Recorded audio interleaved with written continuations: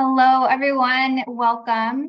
We're going to wait another minute before we get started. And while we wait, I'd like to invite everyone to let us know in the chat where it is you are joining us from today. We will get started in just 1 minute.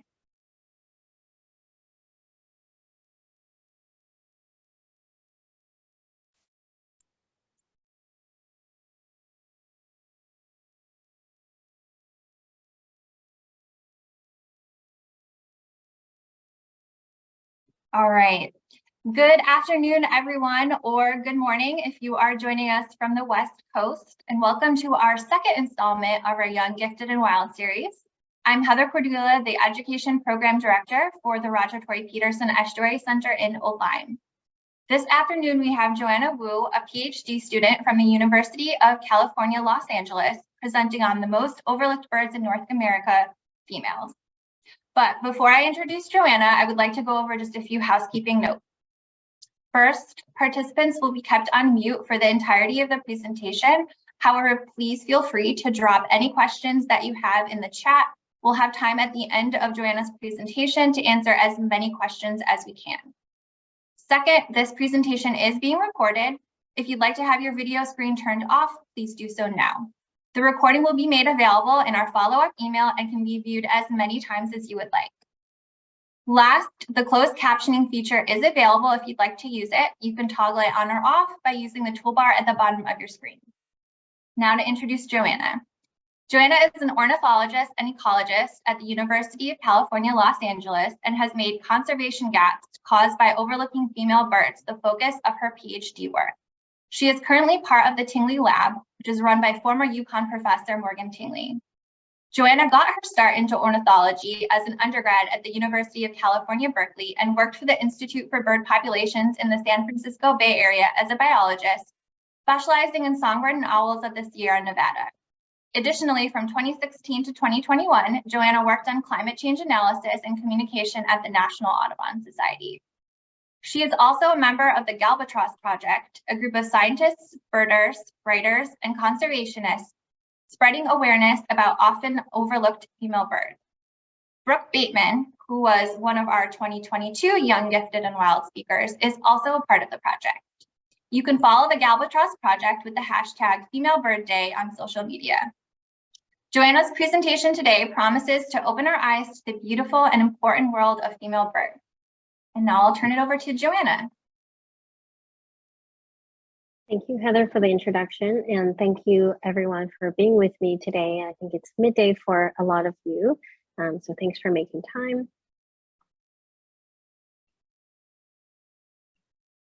And first of all, I'd like to start by, just continuing my kind of shout outs here to Tom Anderson and Connecticut Audubon for inviting me to this wonderful speaker series. I've watched a lot of the previous videos, and I highly recommend you to check some of them out if you haven't already. There's some really excellent speakers here, and I'm honored to be part of this project. Again, I also want to thank the Galbatross Project members for inspiring and working with me on some of the slides and facts that I'm going to present today.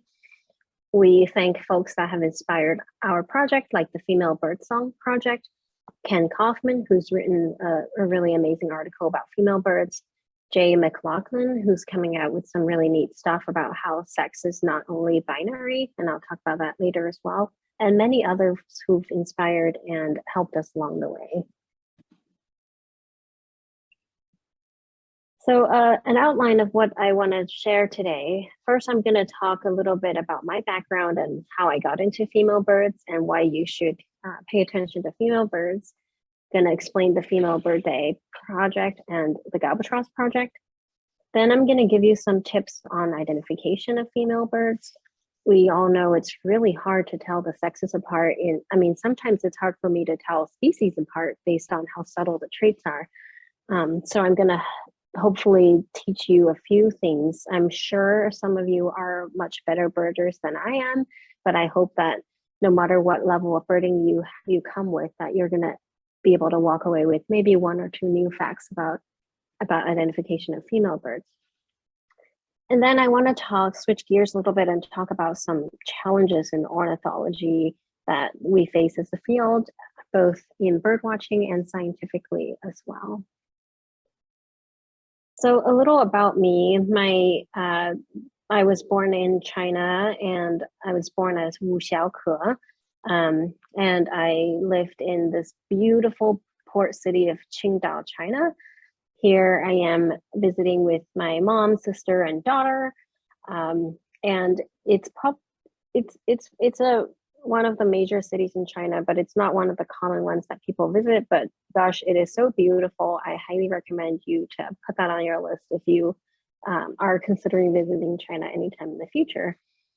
So I grew up there, and then I moved to Singapore, which is another bustling metropolis. So these places are highly populated, very dense, much more dense than the places I've lived in the US. And so if you ask a group of naturalists how they got into bird watching or nature, people are likely to say that they grew up loving the outdoors or hiking or whatnot, which is something that a lot of my colleagues in America experience. But these highly dense urban centers in Asia are not places that I thought about birds, or any of my family or friends thought about nature much growing up. So, you know, my experience and the experience of many people of color in the US are going to be quite different from what maybe the more suburban experience might be. This figure shows the breakdown of race in the US versus the 50 largest cities in the US. So in the US, it's about currently 2020, 58% white, and the rest will be people of color, including Latino, Black, Asian, and other races. But, well, so first of all, you can see that within the next couple of decades, people of color are gonna exceed white folks as the predominant demographic. And then also in the 50 largest cities currently, it's people of color are disproportionately in US cities. So these areas are bustling metropolises and pretty welcome, diverse, great places to live. I currently live in Los Angeles, which is shown in this figure. But another thing about this is that you can see that it doesn't have a lot of outdoor exploration opportunities, especially close to freeways and more dense areas. So one thing from the get-go is people of color in the US will be less likely to be exposed to activities that a lot of us love, and including myself now, outdoors, hiking, camping, and bird watching. So I think that urban education and urban biodiversity is going to be a great field to kind of explore in the future and get into. And as for me, in China, I felt the remnants of patriarchy and the kind of valuation of men over women and children even before I was born, and have sort of, it was clear to me that, you know, women kind of sit at a different table literally sometimes than men do. And like I sort of took note of that as a young child, but only now am I circling back to realizing that does have an impact on what I'm interested in. And that's ultimately why I'm studying female birds today, in part. And so now I want to transition to why you all should care about female birds. I know you all are passionate about nature, really love bird watching, and care a lot about conservation, but why female birds in particular? Well, I Googled bird, and here are some of the first birds that came up: a bright Baltimore oriole, a very stunning blue jay, and a scarlet tanager, a male again. Well, the blue jay is a little hard to tell, but all these birds have in common are that they're bright, they're colorful, they're visually just stunning, and it's like an amazing photo with perfect focus and bokeh and everything too.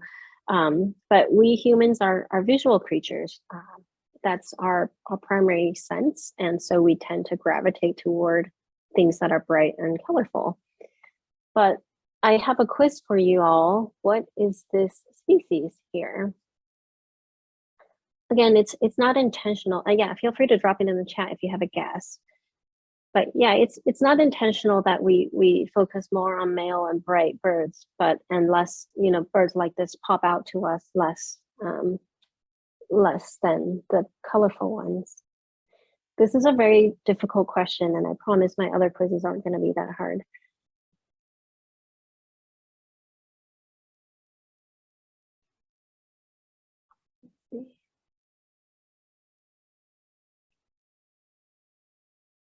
So this bird is a scarlet tanager. Yeah, somebody got it. So thanks for being brave and putting that out there. Yeah, and she's as much of a scarlet tanager as the bright red and black one that you saw, but I never think of this when I think tanager. I always tend to gravitate toward the brighter individual. So, and I apologize if some of you already know this term, but I'm going to be using the terms dimorphic and monomorphic. Dimorphic means two morphs. So that means in a species where the individual has a male and female form that are visually or by another means differentiated. I don't know if folks know about the eclectus parrot, which is shown up in the top here. The individual on the left is the female, and the green individual on the right is the male. When zookeepers first started bringing them into zoos, they were putting the red birds with the red birds and the green birds with the green birds, and the parrot was not breeding, and they couldn't figure out why. Well, this bird is so dimorphic that it turns out that the males and females just look like entirely different species. The female in this case is the one that defends a territory, so she's bright and flashy, and she can have multiple mates. Males are less bright and they blend in with the foliage, and they go around foraging and bring food back to her. An example on the bottom is the California quail, which is the state bird here in California. Male has this funny little dongle thing on his head, and the female has less of one. But these are one of my favorite birds. They're so funny and round, and they really like to run on the ground. In contrast, a bird that's monomorphic is the black-crowned night heron. Both males and females look the same as in their adult plumage.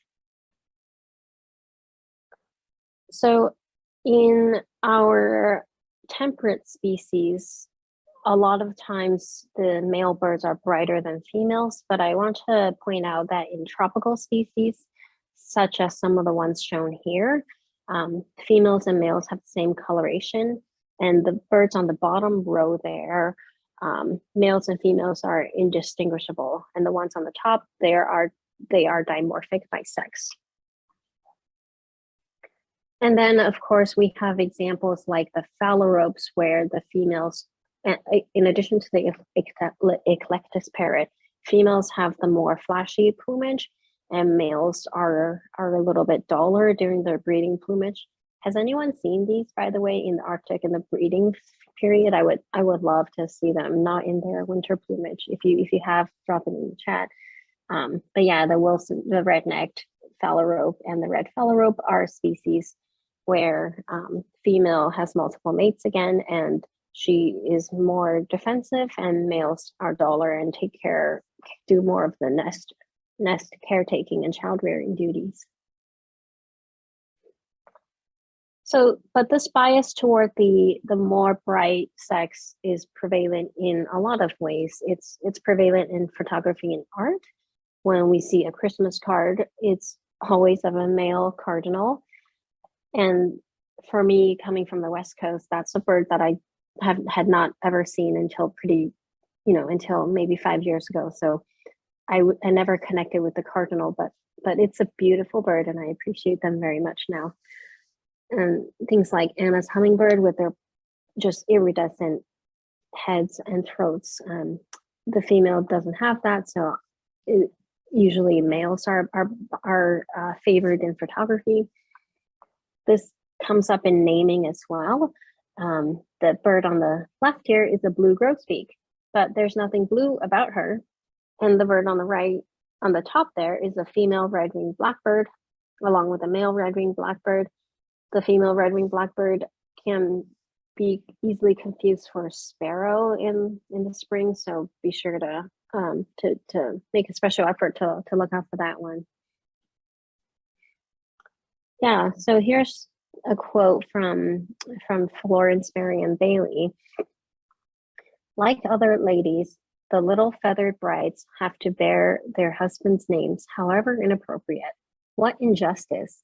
Here, an innocent creature with an olive green back and yellowish breast has to go about all her days known as the black-throated blue warbler, just because that happens to describe the dress of her spouse. I thought that's a fun question, a fun little quote here. Yeah, so of course this bias toward males is prevalent in bird watching, in that we tend to favor the brightest of the sex, and that tends to be the male in the temperate areas.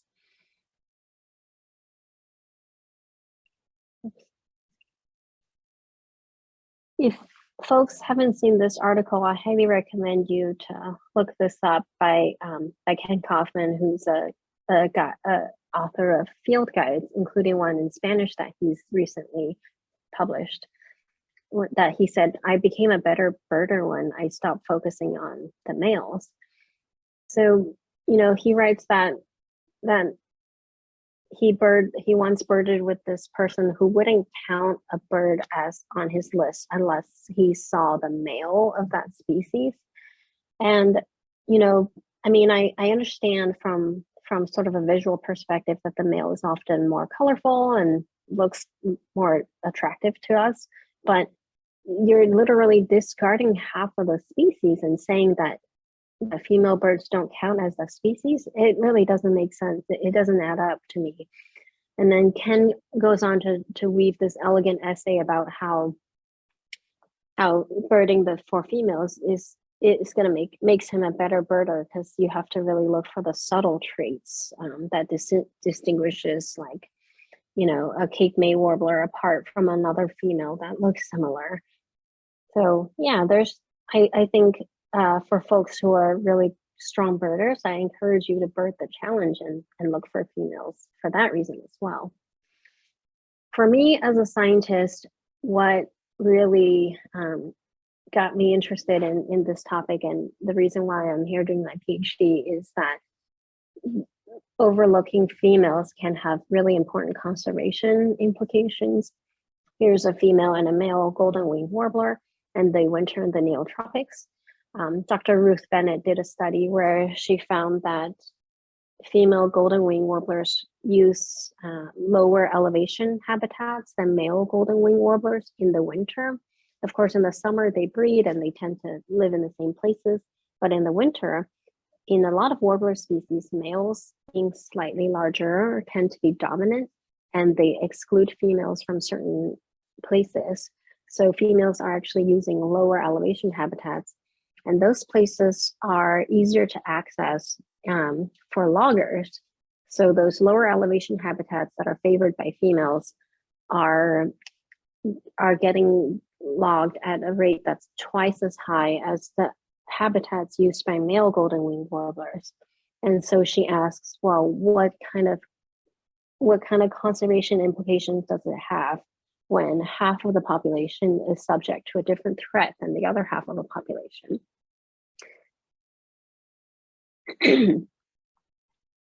In another similar example, the black and white warbler is one that in winter male and female segregate or use different parts of the habitat.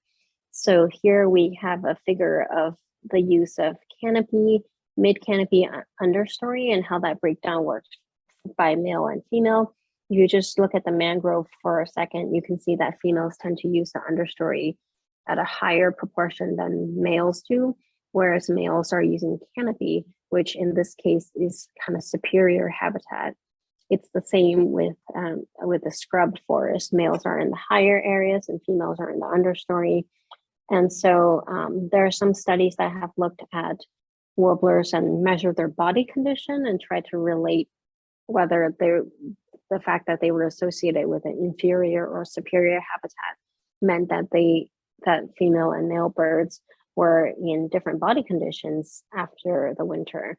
And in some cases, yes, males has sort of an advantage by being able to use the superior habitat, presumably better access to food and resources and such. In this really interesting example, the wandering albatross uses the southern hemisphere in pelagic areas, and they found that one study found that females were actually getting caught in long line operations more because males and females segregate latitudinally. So females just happen to overlap more with areas where they were conducting fishing expeditions more and getting tangled more with these boats. But this pattern wasn't found in a different part of the ocean. So it doesn't seem to be prevalent for all birds of the wandering albatross, just a pattern to look out for that can happen at localized areas, which is pretty wild too. And finally, there's quite a few questions with climate change. A lot is unknown about how climate change is going to impact birds. There's a study that looked at climate change and nesting material. And I think they provide an anecdote where in the wedge-tailed shearwater, it's a species where females incubate in these sandy burrows down on islands and such. And in an extreme case, the burrow was flooded in a climate change related event, which of course can be really detrimental to the population. And if the female is the one incubating, it can impact her rather than males per se. So here is a topic on climate change that recently has been studied by my lab mate. They looked at migration timing and whether they're lined up or synchronous or not. So you may know that, imagine that on the x-axis is the time of year, so date going from earlier to later. And you may know that male birds often arrive a little bit before females. So that's that peak here where males are arriving before females. So with climate change, there's a question of, well, with spring coming on earlier and earlier, are both sexes going to shift their phenology so that they both arrive earlier, or what is going to happen? And they found that males indeed do shift their phenology to arrive earlier, but females are not tracking that as tightly as the males are. So females are arriving, roughly at the same time as they previously were, and males were arriving earlier. So this brings into question, well, does this have any implications if the sexes are arriving asynchronously? What does it mean for breeding? Can they still form nests and raise chicks and so forth? One example of a bird that's doing this asynchronous shift is the yellow warbler. So when I talked a bit about the unconscious bias to favor males, and then also why it's important in science to study both males and females. But it turns out that studying female birds is really hard. There is a scientific bias in how data is collected, such that we don't necessarily have data on sex information. For one thing, in the eBird app, so just in citizen science, by the way, eBird is a tool that we use in our lab quite a bit, and it's really powerful. So I want to thank each of you who have been out collecting data by just submitting a checklist, because we really do use that for our studies and information. But on eBird, you can, on your app, you can enter the breeding code and do things like courtship behavior, agitated behavior. You can even indicate that it's a woodpecker or a wren nest building, but you can't, it doesn't allow you to indicate sex for some reason. This seems like a very, very basic thing, and I've put in a couple of requests for eBird to add this feature. And if there's one thing you can do for us for female birds, go ahead and make a feature request to eBird and ask them to be able to allow this option to collect data on sex on your app. You can do this on desktop. So if you enter in your observations on your computer, you can put in sex information, but a lot of folks do use their mobile apps rather than desktop. So it'd be really good to be able to do that on the mobile app as well. Secondly, I read that museum collections tend to favor males, probably because they're more colorful and easier to see and collect, like this collection of hummingbirds. So yeah, this is a great paper that talks about sex bias in bird and mammal natural history collections. They found that actually there's a sex bias toward males and mammals as well. It might be because mammals are larger, not really sure. So if we're doing surveys on and using museum specimens, there's just less information on female birds. This type of lack of information leads some authors to exclude females and just say, oh, you know, we didn't have enough sample size, we are only focusing our study on males. And that perpetuates the problem of knowing more about male birds than females. Our survey methods, I alluded to a little bit, are male biased. I started out, one of my earlier jobs was to go out and survey for birds doing point counts. And of course, a lot of those are auditory, and I hear male birds singing, and while a lot of female birds do sing, I'm going to talk about that briefly. In the temperate, a lot of male birds sing a little more than female birds, and so these survey methods are biased towards males. I was actually told that you can roughly estimate that for every singing male, he might be paired up. So you can maybe multiply that number by 2 to roughly estimate the number of birds in that population. But it seems that there might be issues with that because some studies have found that single males sing more than paired males. And if that's the case and you're multiplying by 2, you may be overestimating the population size. So that can have important kind of population and conservation issues as well associated. So it's important to think of methods that not only capture males, but also survey for females adequately. Yeah, all of that brings me to Female Bird Day and the Albatross Project and why I'm passionate about this topic of female birds. So just a brief background of who the albatrosses are. These are 3 of there's a group of 5 of us. We're scientists, birders, writers, and conservationists who connected through our work at the Audubon Society. And these are 3 of my friends here, Martha, Purvita, and Stephanie, who went out in 2019 and joined the World Series of Birding and went out and tried to see as many birds species as possible that day. But instead of doing all species, they only entered birds in which they saw females. And they found that even though it was in the spring and males and females are actually dimorphic, they found it to be incredibly hard. And I think they walked away with about 30 species after a really hard day of birding. They were the second last to come in. They're second last team to come in, beating out only a group of toddlers. So yeah, they were very much inspired by this experience, and we started doing some outreach and communications about female birds. And so this is going to be the 4th year of Female Bird Day, and Female Bird Day is actually a female bird weekend, and it's over Memorial Day weekend every year. It's going to be May 27th to 29th this year. And we've been mostly active on Twitter around this time, just communicating to people the importance of female birds and encouraging folks to go out and look for female birds wherever you are.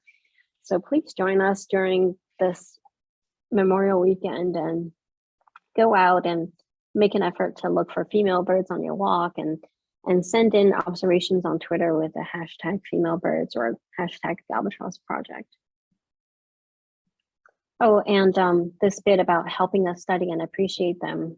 We're collecting, we've got a spreadsheet of like random arcane facts on how to tell male and female birds apart. Like the blue jay female makes a little growl sound. So, you know, we're collecting like a spreadsheet on that. So if you have more information, you can share that on our website, femalebirdday.wordpress.org. And I'm not 100% sure on that URL, but I'll get back to you. But yeah, so go ahead and teach us. We'd love to crowdsource this and learn new information. All right, so here are, how do you actually find female birds? Here are some of the identification tips the albatrosses have put together over time. One category of being dimorphic is visibly dimorphic. So this is a northern flicker, and the sexes look very similar, but I just learned recently that the male has that black moustachial stripe and the female doesn't. So look for that little minute difference and you can tell a male apart from a female. Here's a really obvious case of house finch, except it's not so obvious when they finish breeding and the females and immatures look the same. So in the summer and spring, when you get an individual like a brown one, it can be hard to tell them apart. In Los Angeles, actually, I already saw a female carrying nesting material last week. So they seem to be starting to breed already, at least over here. We've got birds like this with the greater sage grouse. I would love to see one liking, but we always see pictures of the male, but the female hen looks quite different without the crazy tail spikes and the air sacs. This is an example where the female is more colorful than the male, and I think it's also American Birding Association's Bird of the Year this year, and they used a graphic of the female belted kingfisher. One of the very rare cases where the belt is that rusty belt is the name is named after, the female of this species. This is we're getting into the trickier identifications, but female starlings can be distinguished from male starlings. Male starlings are gray at the base of the veil, and females have a little bit of a pinkish tint. This is really hard though, because when I went out in the field, the colors are sort of really subtle and can be hard to tell apart. Size is a good indicator in raptors and owls. You probably know that female raptors and owls are larger than males. So you can see that even though this male kestrel is standing in kind of closer to the photographer, the female is actually slightly larger. In the kestrel, females are the dominant of the sex. So she'll exclude males from the better habitats in winter. Does anyone want to take a guess on the species shown in the photo on the left? This is another raptor where there's a sexual size dimorphic situation and the female is larger. So the female's on the left and the male is on the right. This is probably a bird that is somewhat, maybe not like super common, but definitely not uncommon. Yeah, awesome. Someone guessed Cooper's hawk, and that would be it. I think I'm not really great with molt, but I believe someone told me that the bird on the left is a first-year female, maybe that's molting into her adult plumage. You can see these gray feathers coming in, and then the bird on the right is an older male. So, I mean, great horned owls are sort of hard to see sometimes, but this seems to be like a really drastic case of size dimorphism.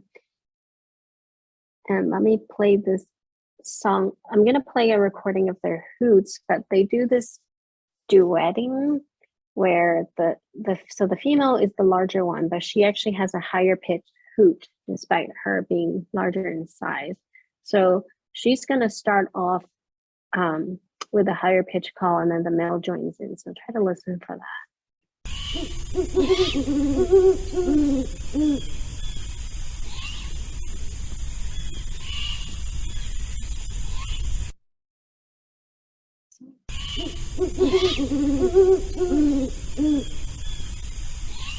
Yeah, so the female starts the duet and the male joins in. Even in my suburban Los Angeles neighborhood, I have a pair living in my neighbor's yard, and I hear them duetting a lot. So it's really sweet to be able to say, oh, you know, there's the male and there's the female calling again. Another way that the sexes can be dimorphic is through behavior.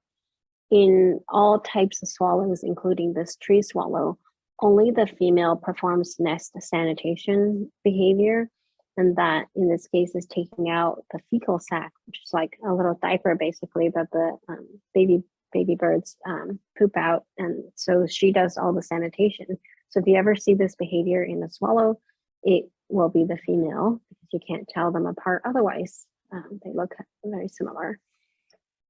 There are other behaviors that are dimorphic in kingbirds, and actually in all flycatchers, whether you can identify it or not.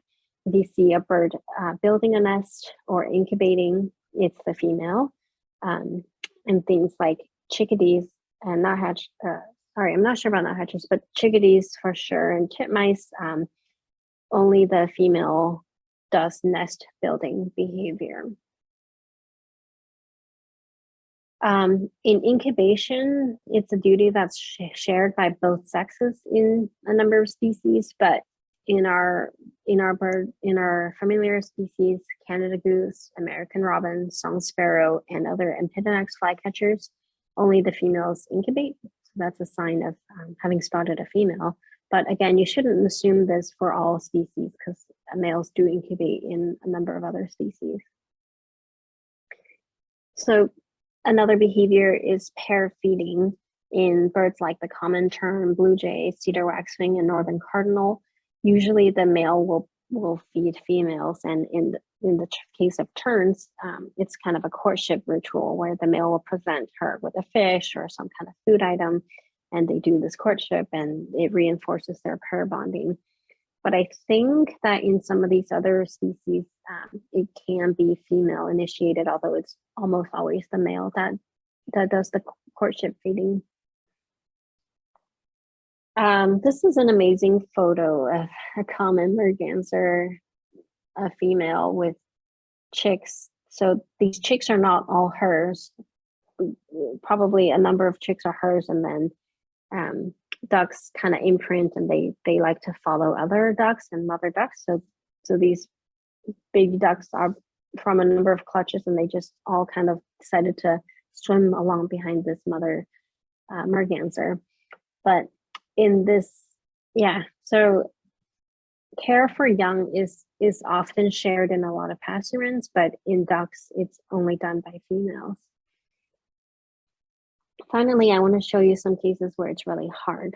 And actually, a lot of the times when I go out, I can't tell if a bird is a female or male. I can only tell it's a species if I'm lucky. But so in this mourning dove, I read that the lores of the male are more brightly blue, and the spots on the male's back are more dark and vibrant. But honestly, with a pair of mourning doves side by side, it's not always easy to tell them apart. This is a bird that's common here in LA. It's an acorn woodpecker, and in woodpecker species, the male has more red. So they're kind of, I think of them as the clowns of woodpeckers. They're so vibrant and colorful and have a big personality as well. But And for years, I never noticed there was any difference between a flock of acorn woodpeckers. But apparently the female is the one in which there's black separating the white to the red. So she has less red on her head. The individual on the left is a male, and the one on the right is a female acorn woodpecker.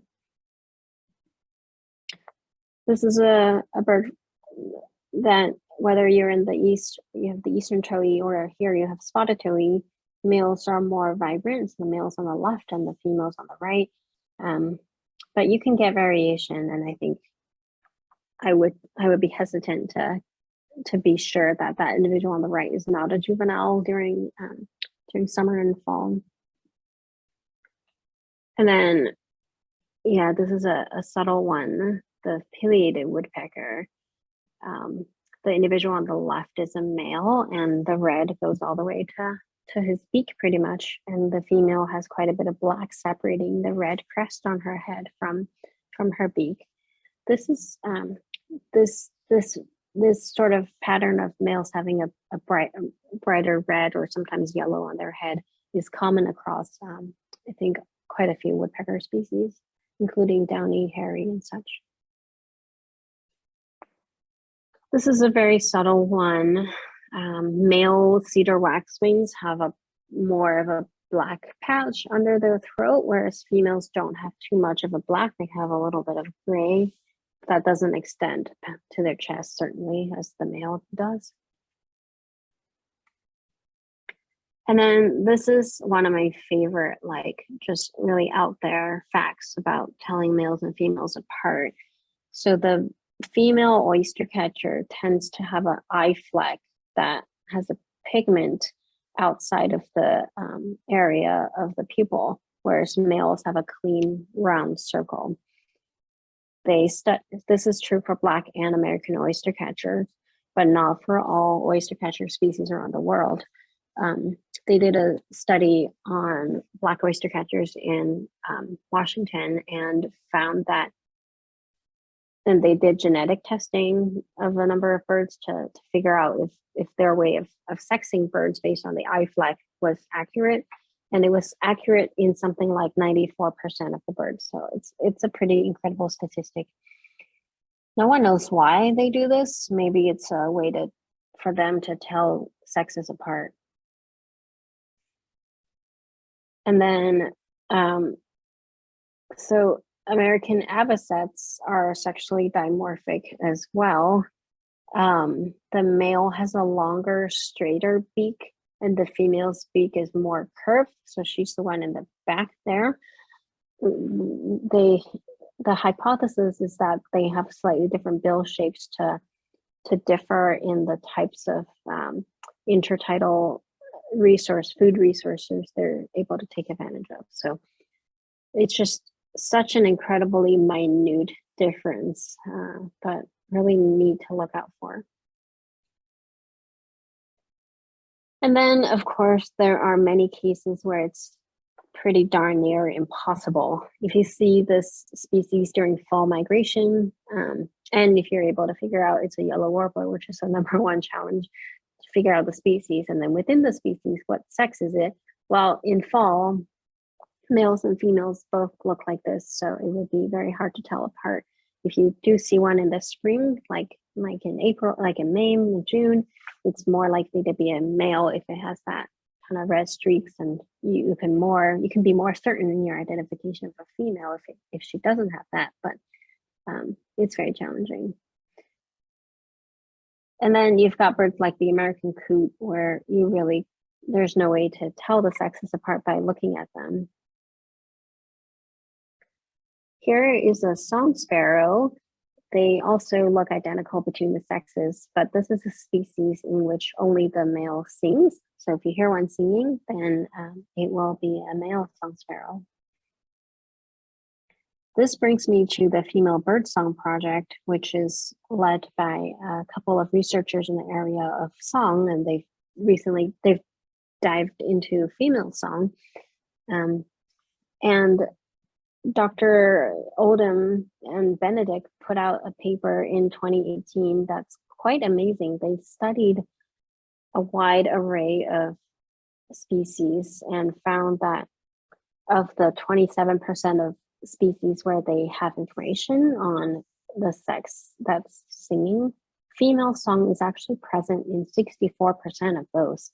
So yeah, the assumption I was taught when I went out to survey for birds is, hey, only the males sing, but that's not true in maybe half, maybe 2/3 of birds, it turns out. So they went on to conduct a more detailed sort of phylogenetic study. This is looking at not every single passerine or songbird, but quite a few of them, representative of most families, and they found that the basically, in short, these are groups of birds like shrikes, crows, jays, honey eaters, vireos, etc. And when you see a red color, that means that the female song was present in the ancestor of these birds, and blue means female song was absent. So you can see that female song was present across the taxonomy of a lot of bird species. It's been lost subsequently in some species, but they believe that female song seems to be an ancestral trait, meaning that the ancestors more commonly had cases where both sexes sing. And, it's for reasons like territory defense, communication, and so forth. It's a tool that both males and females use. Okay, so switching gears a little bit, when I worked at the National Audubon Society and I was looking for images of female birds in the very extensive photo database, I had a hard time finding a lot of such photographs of females. So I remember having this casual conversation with the director of photography, and I was saying to her that, there were so many males in our collection, in our database. She said, oh yeah, you're right. I never thought about it. And then to my surprise, the next year she came out with the first female bird prize in the Audubon Photography Awards. You may have heard of the photography awards, but anyone can enter for various cash prizes. And so the female bird prize was a $1,000 prize, and she invited the albatrosses to judge the photography awards that year. It was a really great honor to be able to do that. And in 2021, we awarded Elizabeth E. Cheng Shen her photo of this female northern harrier as the winner. It's got the photo shows this bird's facial disc and the little sort of coloration around her eye. And this can be identified as a female because the males have a grayer plumage.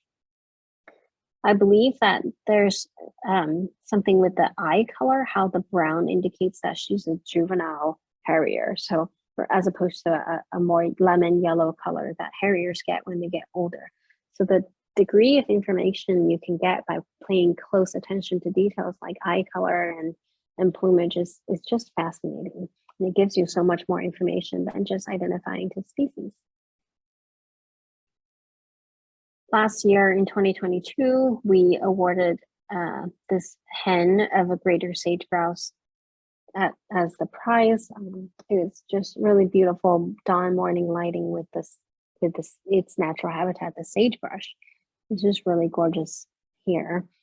And this prize continues this year in 2023, where the albatrosses are going to be judging the awards again this year.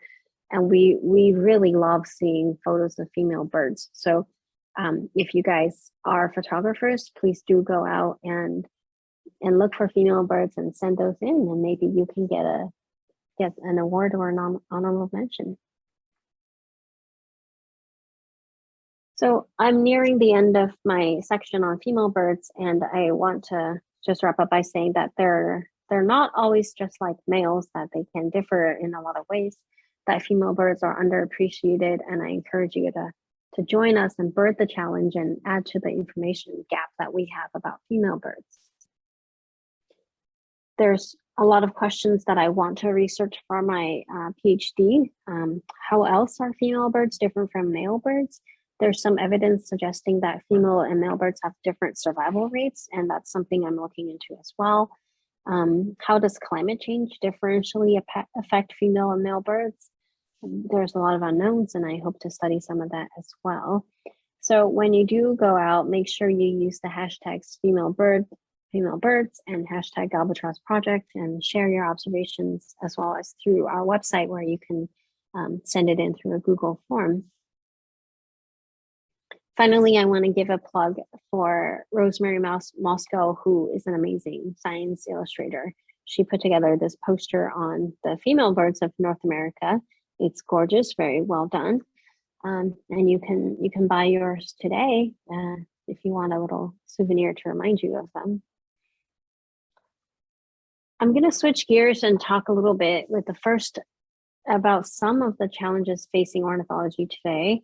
And I'm going to go through each of these 6. And the first one is sort of a critical look at my own research too. It's like I've pitched sex as a binary so far, considering males versus females, because we often think of birds at a species unit. So I'm proposing that we need to think of them, think of sexes and consider them within the species unit. But then I'm also going to talk about some of the other challenges, and I'm not an expert on any of these topics. And I think that this is by far not a comprehensive list, but I do want to make folks aware of some of the challenges facing our field and how we can make it better together. First of all, I talk about birds as a binary, but we know that this is not the case in the animal world. So white-throated sparrows have 4 sexes, essentially, where we have the tan-striped individuals and the white-striped individuals, and the tan-striped males almost always mate with white-striped females, and white-striped males almost always mate with tan-striped females. And that continues to maintain roughly equal proportions of the 4 types of sexes within the population. There's this paper this preprint that just came out last week, led by Jay McLaughlin and others, on some really good work on challenging the fact that we view sex as bimodal. So we often think, hey, male and female, and then here are some traits that map onto them. But they're proposing that we think of sex as a multimodal variable, where, say, one variable can be, partially contain what we traditionally consider as male-like characteristics, but more female-like.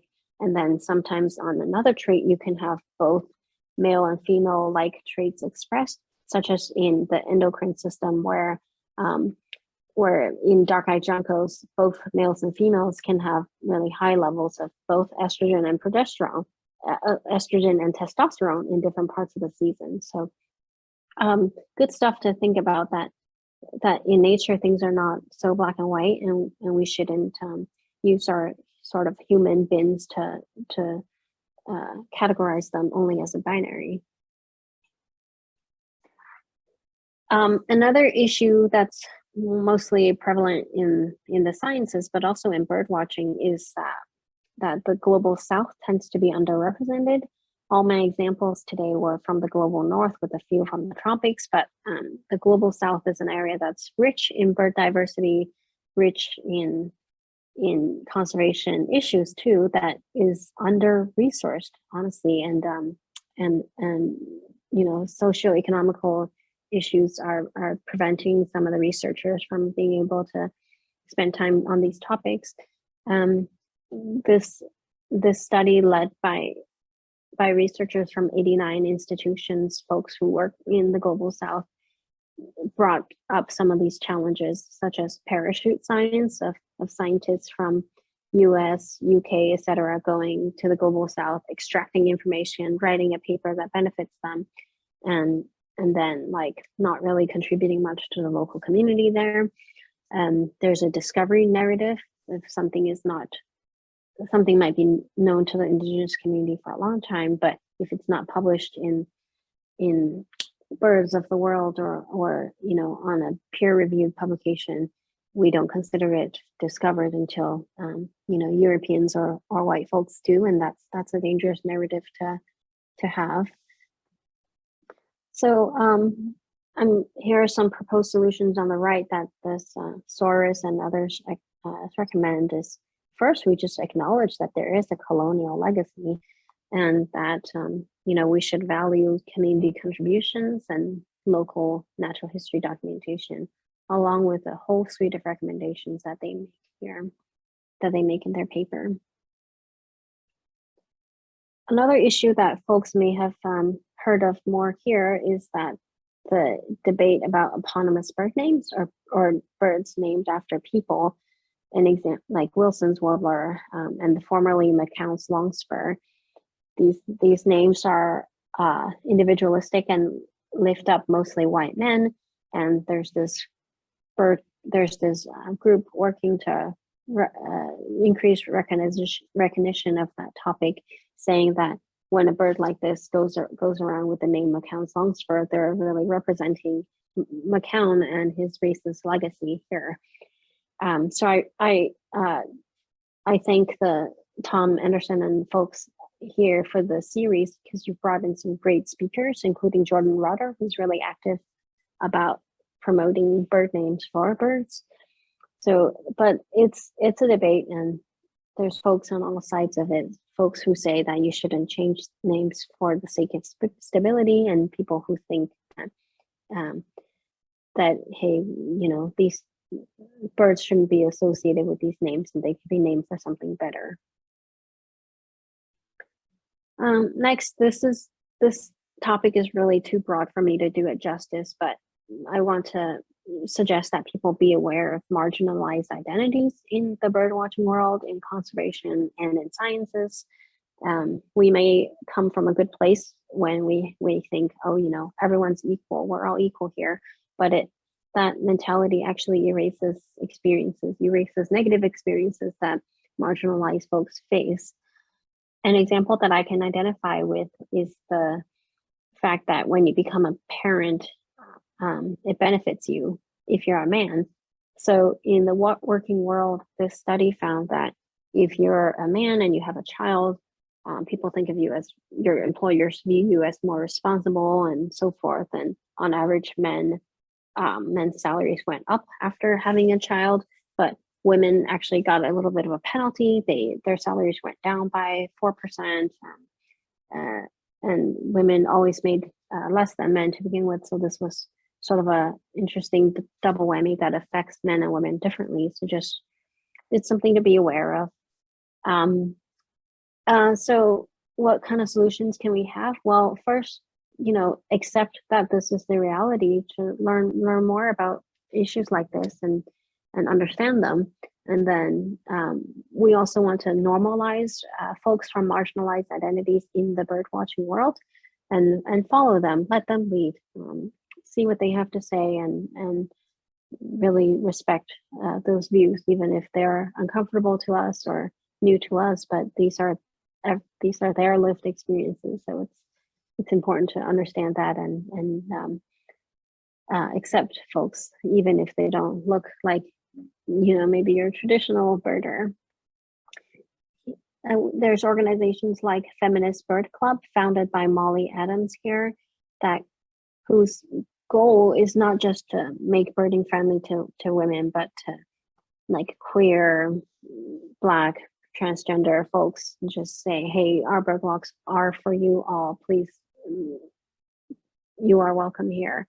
And the Feminist Bird Club has made a big difference across a lot of cities in the US. I highly encourage you to view the recordings from Dana Perkins and Corinna Newsom later on about the issue of Black in birding. It's been covered pretty extensively through Black Birders Week, Black AF in STEM, etc. But yeah, just please, when we see folks like, especially folks that are Black, there's an exclusionary history toward them that that Christian Cooper, for example, was viewed as somebody who didn't belong in Central Park. And I want to say that the problem is not your fault. There's this really dark history of excluding and mistreating Black folks in our country. But the solution is your responsibility. It's my responsibility to normalize Black folks in nature, to accept them, and again, to follow these excellent young Black birders on social media and other platforms. So bird watching along those lines has been criticized as an activity of the rich and able. Of course, you need time to go out and bird watch. Folks who are working maybe several jobs really don't have the luxury, a lot of cases, to do that. And people who are serious listers, you need a lot of money to be able to travel to places like Colombia and Ecuador to bird watch. There's also some extractive sort of nature of trips like that. So things that I'm sort of learning about as I go along too. As I mentioned earlier in my introduction, access to nature is not available to folks who live in high density urban areas, but city parks are working really hard to try to change that. So those initiatives are definitely making a difference. And even when marginalized folks get out in nature, safety is a big concern. This paper by my friend Amelia Demery and Monique Pipkin found that, folks who are marginalized identities can be harassed in the field. Here, this birder sees a police car approaching, and she's thinking, "Oh God, I hope I survive this. Like, I hope they're not going to harass me." These are real fears that people like myself with light skin don't have to face, but it's awful to think that people have to be fearful when they're outside. Another thing that this sort of mentality even goes into conservation priorities. Conservation has been criticized for setting aside land to conserve and for folks to enjoy.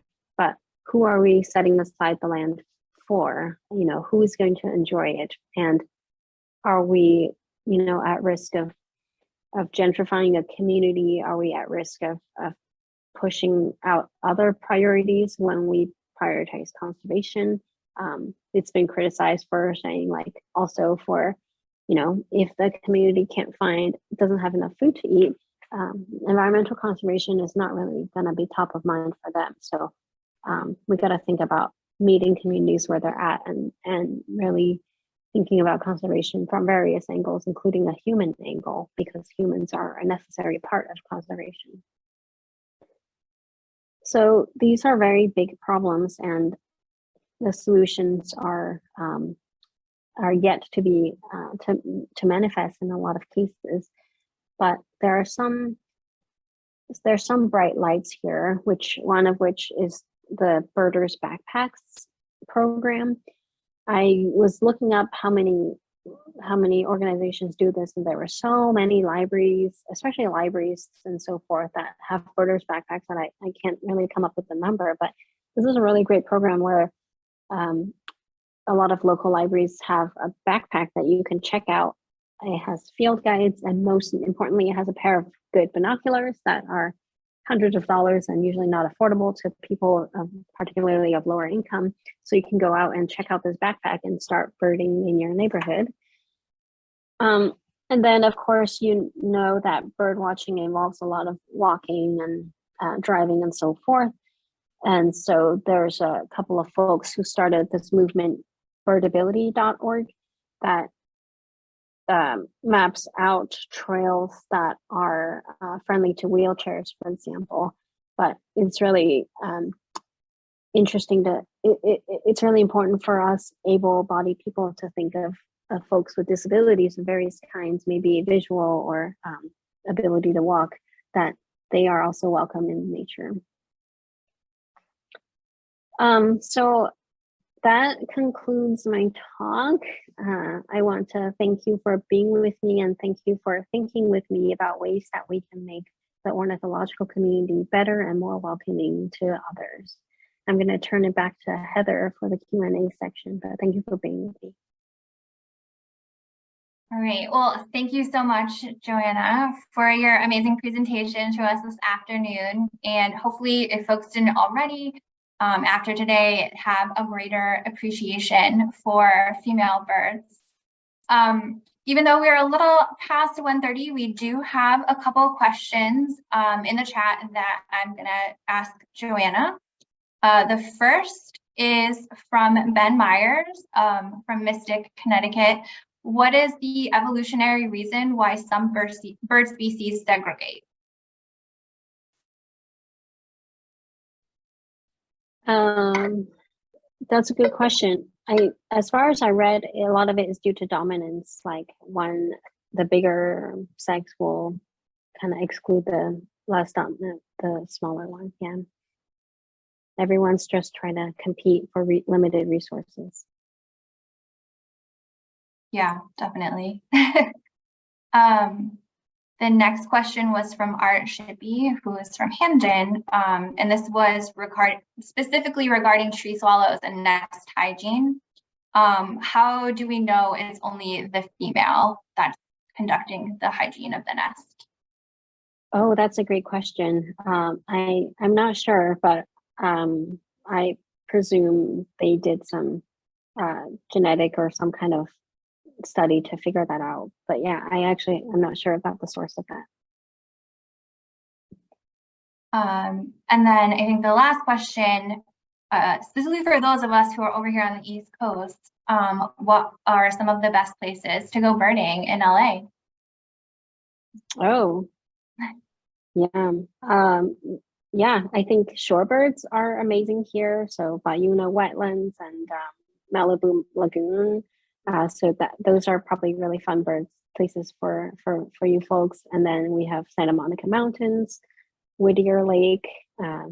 There's a lot. I can compile one and send it along if you're interested, or maybe look up LA Audubon's information. Yeah, maybe that's something we can include in the follow-up email. Then if any of us go to LA, we'll know where the good places are to go birding. Mm-hmm. So I think that is all of our questions. And like I said, we are a little past our hour already. But again, I wanted to say thank you to Joanna for her presentation this afternoon. I know I learned a lot. Hopefully everyone learned a lot. And thank you to all of you for joining us. But before I say goodbye, I'd just like to remind everybody about our next Young, Gifted, and Wild speaker, Miko Jimenez, who is a Ph.D. student from Colorado State University, and his presentation on tracking migration with BirdScan, which is on Thursday, March 2nd at 7 p.m. You can register for that on our website if you're not already. And also, if you're not currently a member of the Connecticut Audubon Society, please consider becoming one. It's through the generosity of all of you that we're able to provide programs like this. So I want to say thank you again to everyone and have a great afternoon.